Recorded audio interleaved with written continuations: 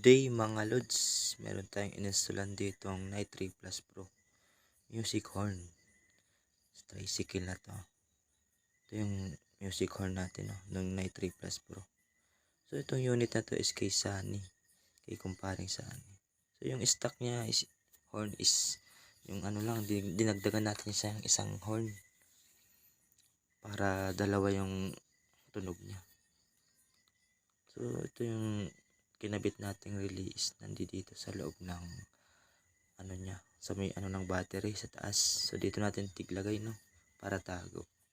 So yung pag ano natin pala dito mga lods is di ko na na-video, no, kasi gabi ko to na install, kaya hindi ko na na-videohan.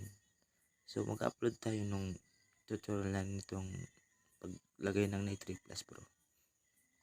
Pero dito tayo sa taas ng ng tricycle, meron din tayo dito nilagay na ilaw.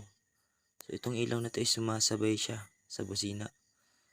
Din meron din tayong nilagay dito sa kanyang tricycle, no. Itong pulang ilaw na to, accessories na ilaw sa tricycle niya.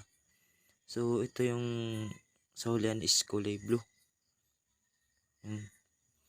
Medyo hindi lang natin siya maaninag kasi umaga, no. Pero paggabi, ang lakas-lakas nito mga lods. So meron din tayo ditong kinabit na signal light sa kanya. So ito yung sa sa right. Then ito naman yung sa sa left. Ito yung sa left. Good naman. Lahat sila gumagana, no. So meron din tayong tiglagay na stoplight dito mga lods. So ito, malakas siya paggabi mga lods. Kasi ngayon umaga hindi natin masyadong siya. Din dito sa loob, meron din tayong kinabit na ilaw kulay white.